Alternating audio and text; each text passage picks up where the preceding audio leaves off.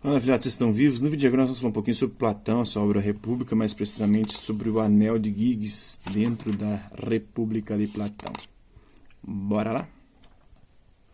É Glauco, o irmão de Platão, quem fala, as suas palavras não são inteiramente estranhas à verdade. O que diz de verdadeiro é a verdade que contém a lenda de Giges, o pastor, figura dos homens honestos.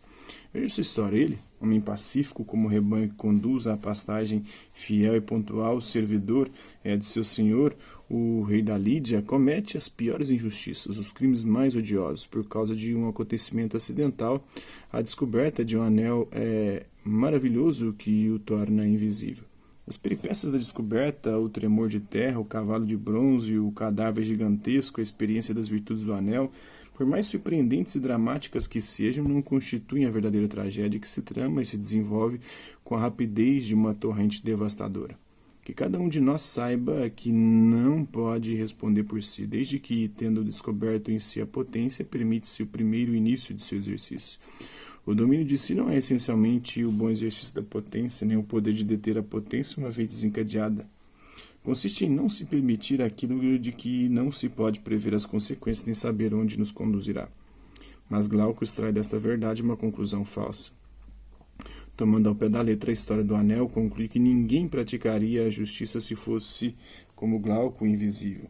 Isto é, se não estiver submetido à vigilância das leis, que, em consequência, a injustiça que todos cometem logo que são entregues a si mesmos, é vista por todos como um bem, que a justiça, longe de ser um bem verdadeiro, é só a convenção contrária à sinceridade pela qual os homens, por temor de serem vítimas da injustiça, fingem cantar louvores. Sócrates tomará outros caminhos que levarão a mostrar que a injustiça é o mal mortal da alma e que a justiça é o mais autêntico dos bens. Ora, que aqueles mesmos que, por impotência em cometer injustiça, tratam de ser justos e não se esforçam de bom grado é do que nos daríamos conta. Não poderíamos fazer o melhor lançando uma hipótese como esta. Depois de ter dado licença a cada um de fazer tudo o que pudesse querer fazer, tanto ao justo quanto ao injusto, nós os acompanharíamos em seguida, observando onde a inclinação conduzirá cada um. Dado isto, surpreenderíamos o justo em vias de ir ao mesmo fim que o injusto em virtude da cobiça, por mais deste fim que é natural a todo ser buscar como um bem, enquanto por imposição a lei o desvia em direção ao grande caso que ele deve fazer da igualdade. Teríamos a melhor ilustração da espécie de licença de que falo se pudesse acontecer a cada um desses dois homens possuir um poder análogo ao que, segundo a lenda, coube outrora a Giges, o Lídio. Ele era, vocês sabem, um pastor empregado do príncipe que reinava então na Lídia. Depois de uma chuva abundante e de um tremor de terra, a terra se abriu num ponto e um abismo se produziu no lugar do pasto.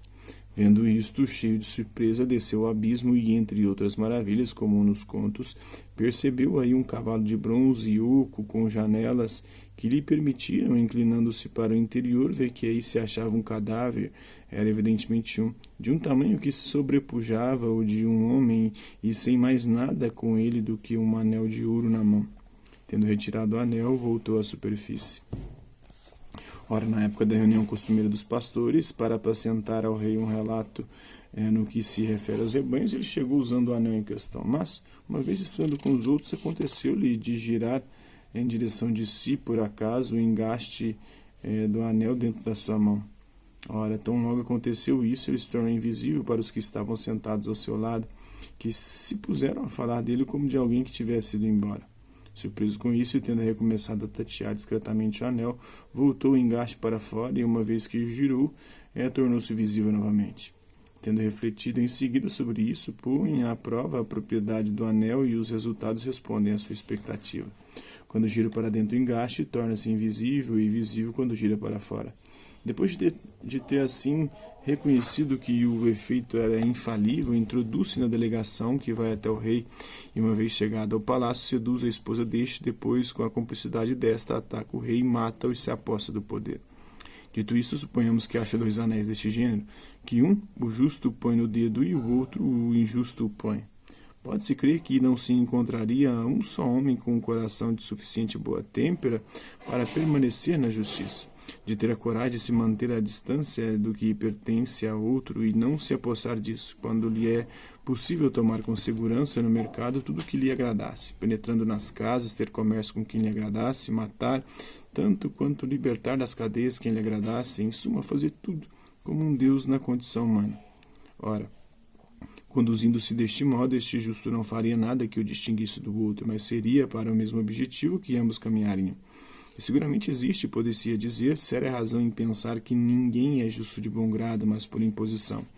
Indício de que não existe aí um bem possuindo valor independente, posto que em todas as ocasiões em que alguém puder sequer ter imaginado ser indiferente, cometer uma injustiça, cometerá esta injustiça. Sim, porque todo homem está convencido de que a injustiça possui um valor independente, vantagens muito superiores à da justiça. Convicção justificada dirá o que fala a favor de tal doutrina. Se com efeito um homem se arrogasse tal licença, não consentisse nunca em cometer uma injustiça, não tomasse o que pertence a outro, seria, na opinião de todos comumente, o que há de mais infeliz e o que há de mais irracional. Por outro lado, em face uns dos outros, fariam seu elogio, mentindo uns aos outros em virtude do medo que têm de ser vítimas da injustiça. Eis, pois, sem dúvida o que é. Quanto a este ponto, está na República de Platão, livro 2, Biblioteca da Pleiades de Galimar. Então é isso aí. Espero que vocês tenham gostado do vídeo. Quem curtiu, dá um like. Quem não curtiu, dá um dislike. Quem se interessar pelo conteúdo do canal, se inscrever, ativar o sininho e guardar os próximos vídeos e as próximas notificações. Hasta la vista, babies. Até a próxima.